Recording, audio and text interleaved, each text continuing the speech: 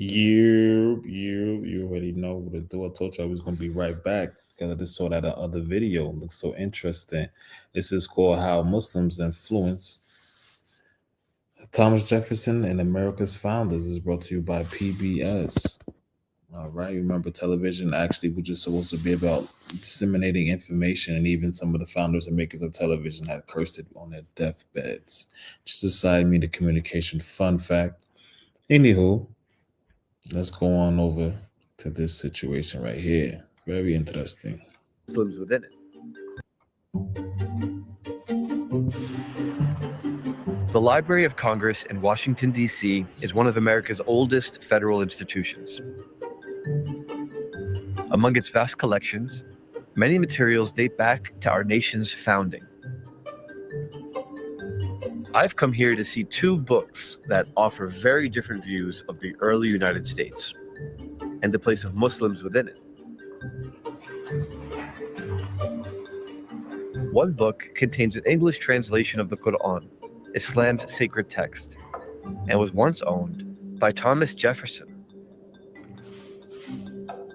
That's Jefferson's initial, the little T before the I. It's the Quran spelled with a K. They be playing with them letters like the Q's and the K's, like Kabbalah, Kabbalah.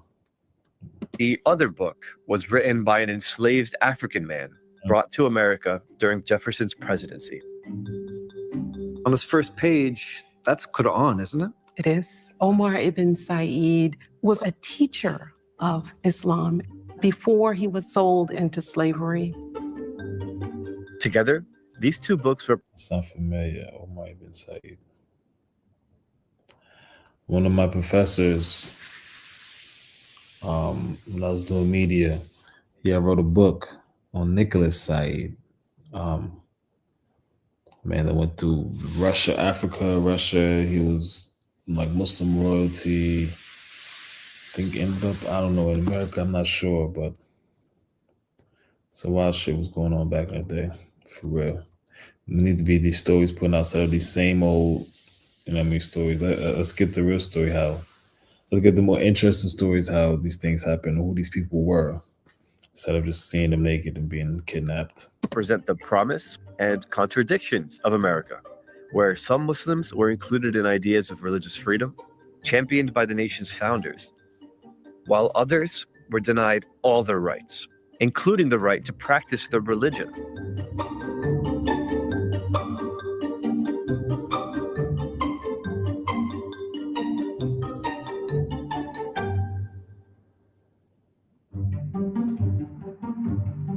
Thomas Jefferson is well known as the author of the Declaration of Independence and for serving as the third president of the United States. That's Sarah Lou Hennings. Grapist. Less well known for owning a copy of the Quran. That began to change in 2007 when Keith Ellison, the first Muslim elected to Congress, swore his private oath of office on Jefferson's copy of the Quran. People didn't know that Jefferson owned a Quran and had it as an important part of his library. Wow. But the United States, MashaAllah, that is fire. It has always been a country with an Islamic presence. Never not. Never not.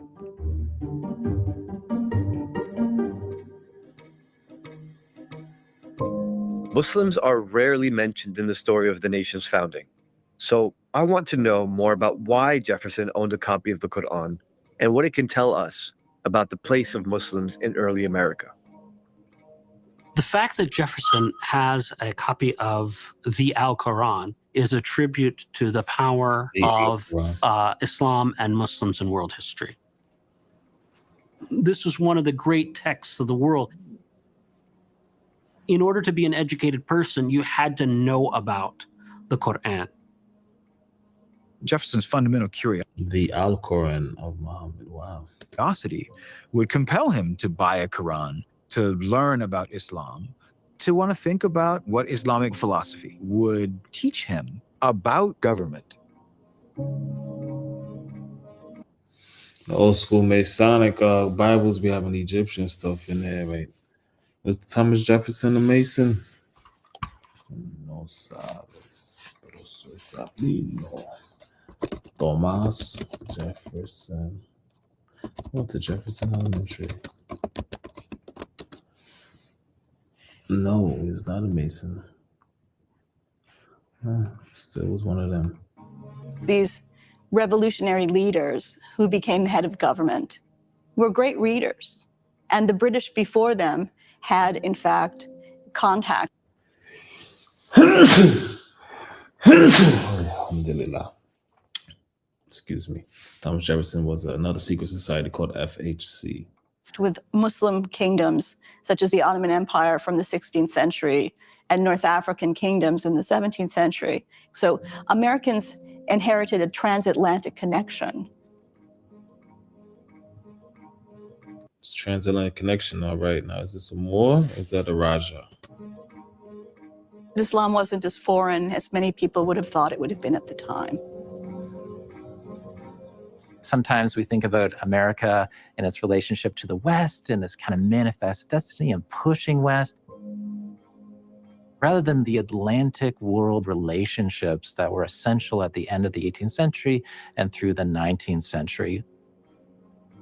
When we think about early America, the founders, it was a profoundly global moment.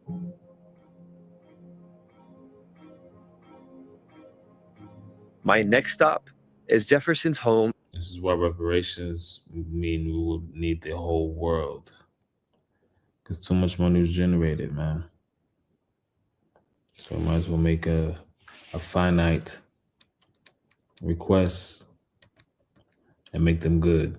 In Central Virginia, a mansion that reflects the power and privilege of early America's white land-holding elite.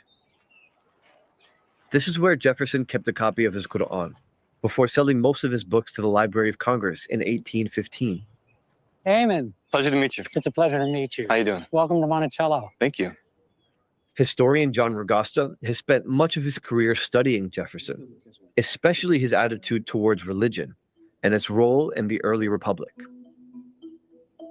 So, Eamon, welcome to Jefferson's study. This, before he sends all those books to the Library of Congress, this would have been lined with books. There would have been bookcases everywhere.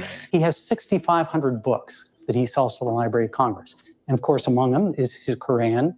So people talk about the Jefferson Quran. Sometimes hear people say, well, he wanted to know his enemies. Yeah. It's completely ridiculous. He buys that Quran in 1765 when he's a student. He's interested in comparative religion. He's interested in law. He has a number of books on North African nations, on Muslim nations. They're probably over in that area of the library. What does that say about Jefferson compared to some of his peers? He's certainly more advanced than many people of his era in this regard. That through science, through our minds, the illimitable freedom of the human mind Jefferson talks about, we're going to improve. Each generation is going to learn from the last. And it's through study of things like the Quran and comparative religion, through studies of comparative laws, that's going to make us a better people. Let's go on into the parlor. Here on the wall, we see the great explorers, political leaders, scientists, and philosophers, Francis Bacon, Isaac Newton, and John Locke. John Locke, he actually has to flee England because religious disputes he's worried about his life at that point in time. He writes the Second Letter of Toleration, and Locke says we should be open politically to Jews and to Mohammedans, which is the term they would use for Muslims. Jefferson says we can go further than Locke. In America, all people can participate in religious freedom. Jefferson's commitment to the idea that all citizens should be free to practice their religion as they choose can be seen in a bill he wrote for the Virginia State Legislature in 1777, a document that's thought to have shaped the religious clauses in the Bill of Rights. Some founders argued that the government should favor Protestant Christians over all other traditions, but Jefferson was clear. In his autobiography, he stated that his law included the Jew and the Gentile, the Christian and the Mohammedan, the Hindu and the infidel of every denomination. So at the very foundation of this country, there was one of the founding fathers imagining Muslim Americans. Absolutely. He understands it's Calling us Mohammedans is crazy. going to happen. To think about Muslims as future citizens was a way of imagining a completely new nation that included more than just Christians, particularly Protestant Christians. Bringing Muslims into the conversation, mentioning them in documents. There's some Fatima Fanusi, she's Ahmadi. foreshadowing of the hopes and aspirations of what the country could become.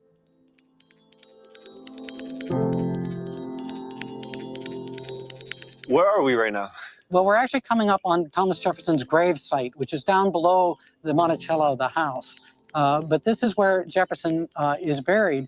And unlike most of us, Jefferson actually specifies what he wants on his tombstone. And he says, I want it to say, here was buried Thomas Jefferson, author of the American Declaration of Independence, of the Statute of Virginia for Religious Freedom, and father of the University of Virginia. And then he writes, and not a word more.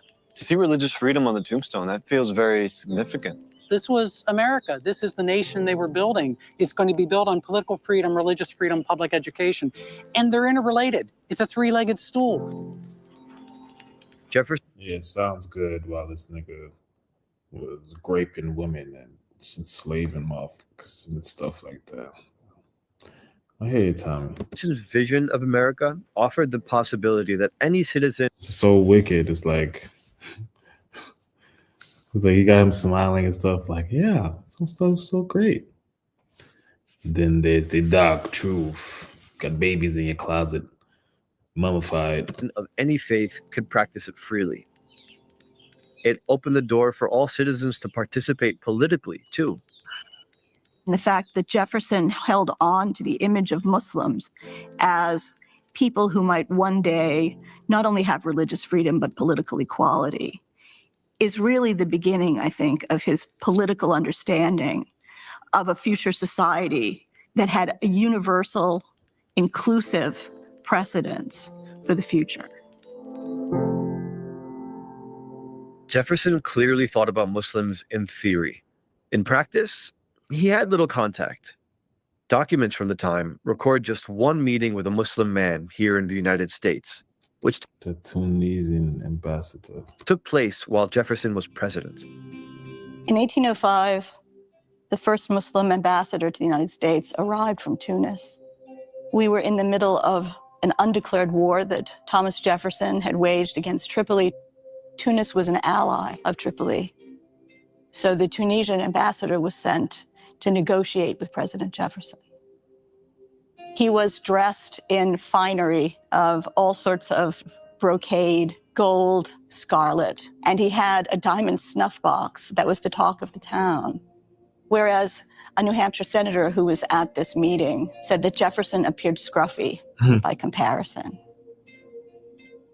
Jefferson received him at a state dinner that he set the time for at 3:30 in the afternoon. Well, someone let it be known that Mele Mele is obviously Muslim and it's Ramadan. And Jefferson doesn't skip a beat. He says, okay, then dinner will begin precisely at sundown. Which indicates that Jefferson learned from his Quran and from other books about what Muslims believe. And Mele Mele arrives very shortly after sundown, and then they break bread and have an iftar dinner. That's crazy. Thomas Jefferson having iftar with the Tunisian ambassador. This is often referred to as the first iftar dinner in the White House, and it's happening in Jefferson's presidency. Jefferson's treatment of Mele Mele is revealing. Here was a man of power and influence from a part of the world the founders associated with Islam. This made him very different from the many Muslims already living here by this time. The founders are thinking about Islam and they're thinking about Muslims, but they're thinking about the kind of great centers of Islamic learning and power in what we now call the Middle East. They're not thinking about Muslims who are in the new United States. thousands upon thousands of enslaved African Muslims being shipped to the Americas. Mm-hmm. Exactly. Many of the places from which people were horrifically taken in West Africa were places impacted by Islam. And so the people who were brought to America, estimates range from thousands to tens of thousands, were Muslim. There is evidence for the presence of enslaved African Muslims. You see it in runaway advertisements. You also see it in plantation records of slave names. He's female's named Dina.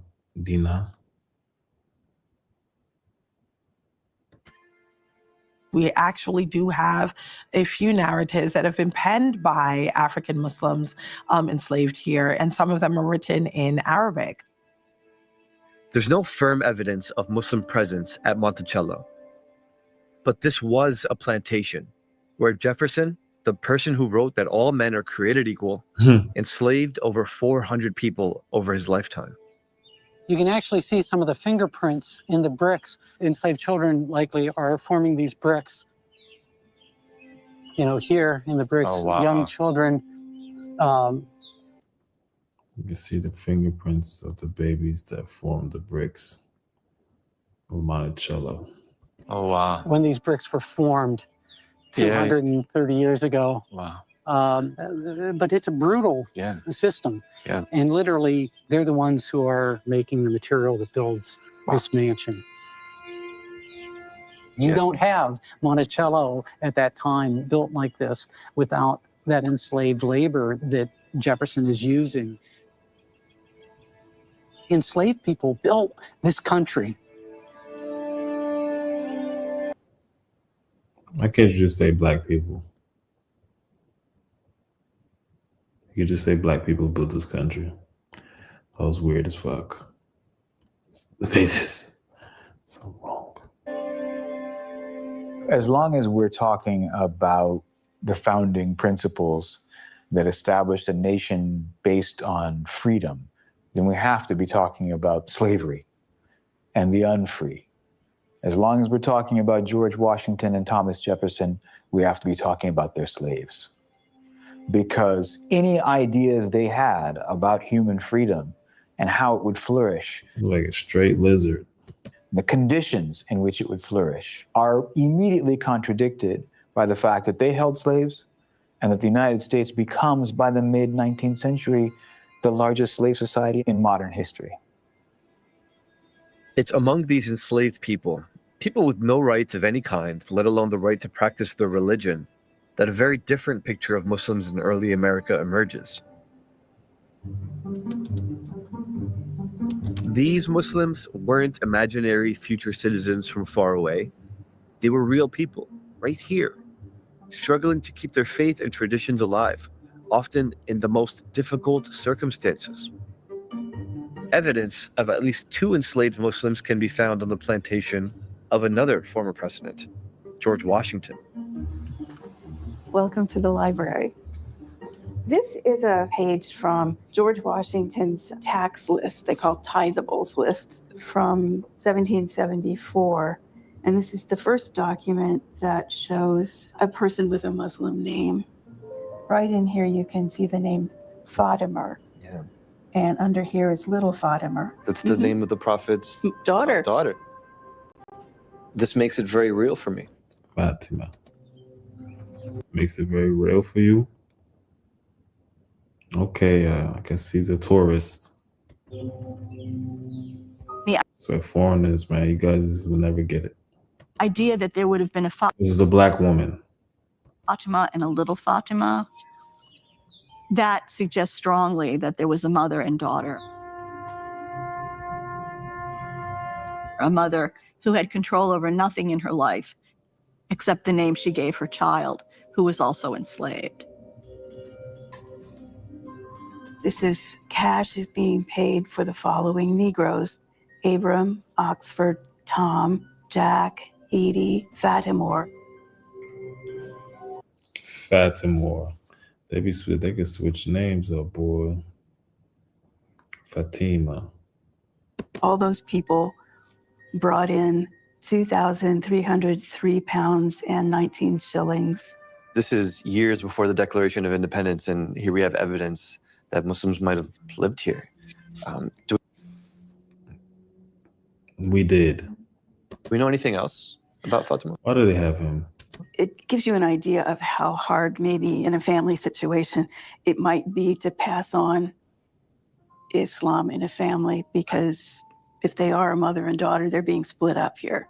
I can't imagine if I would have been Muslim at all Mhm. had I been separated from my parents in this way. Washington's name is often associated with freedom. Freedom from the British and religious freedom. He was committed to that idea too.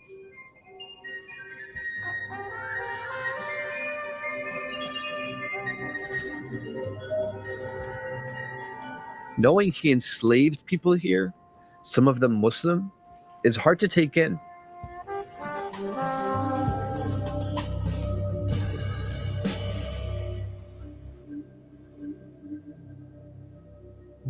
Back at the Library of Congress, I've come to see another way enslaved Muslims remained connected to their traditions. Not through their names, but in their writings. Like the book Jefferson owned, this one also contains verses from the Quran. But this book is very different. It was written here in America by an enslaved man brought to the United States in 1807. This is the only known autobiography that we have written by an enslaved man in this country in Arabic. So it is short, small, tiny, but incredibly powerful in terms of what it can tell us about history. Do we know anything about who wrote it? Omar ibn Said was living in the Senegambia, in a little area called Fututoro.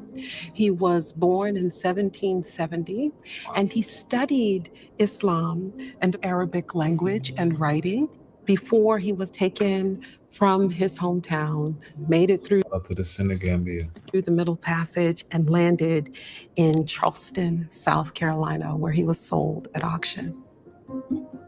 In his book, Ibn Sayyid tells a dramatic story how when his first enslaver mistreated him, he ran away. He made it to Fayetteville, North Carolina, before being captured and held in the local jail. Here, he came to the attention of the next man to enslave him, a politician, after he wrote in Arabic, probably verses from the Quran, on his jailhouse wall. This would have shocked the local residents, given the widespread belief that enslaved Africans had no written traditions. I know that this is introduced as an autobiography. I've heard it called that. But on this first page, that's Quran, isn't it? It is. The surah that he starts this autobiography with is Surah Al-Mulk, which talks about justice. Yes. And that to me just gives me chills. He was attempting to tell the story of his enslavement, but also to capture a chapter of the Quran called Al-Mulk, which is known as the dominion or the sovereignty. Some scholars think that it was his way of protesting his enslavement. Muslims who were enslaved and had been educated in West Africa before their enslavement carried with them to the United States, learning about Islam, memorized passages of the Quran. So the faith traveled with them, inside them. One of the most famous examples of this is another enslaved person, Ibrahim Abdul Rahman, who was enslaved for 40 years in Mississippi, eventually receiving manumission, emancipation because of his Arabic literacy. And many of the manuscripts we have from him are people asking him to write something. One of the manuscripts that's now held in Philadelphia is one of the presumably white interlocutors asked him to write the Lord's Prayer.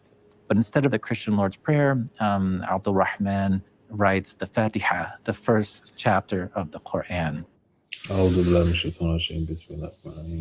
This is just some ayahs from Surah Al-Mulk.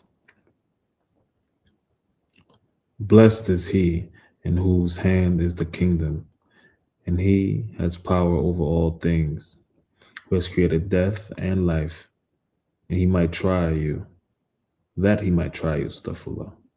Which of you is best in deeds? And he is the mighty, the most forgiving, who has created 7 heavens in harmony. No incongruity canst thou see in the creation of the gracious God. Then look again, seest thou any flaw? Aye, look again, and yet again thy sight will only return unto thee, confused and fatigued. And verily we have adorned the lowest heaven with lamps, and we have made them for driving away Satan, and we have prepared for them punishment of the blazing fire. And for those who disbelieve in their Lord, their punishment of hell, and an evil resort it is. It's deep. He was saying that when he was captain, they called him captive.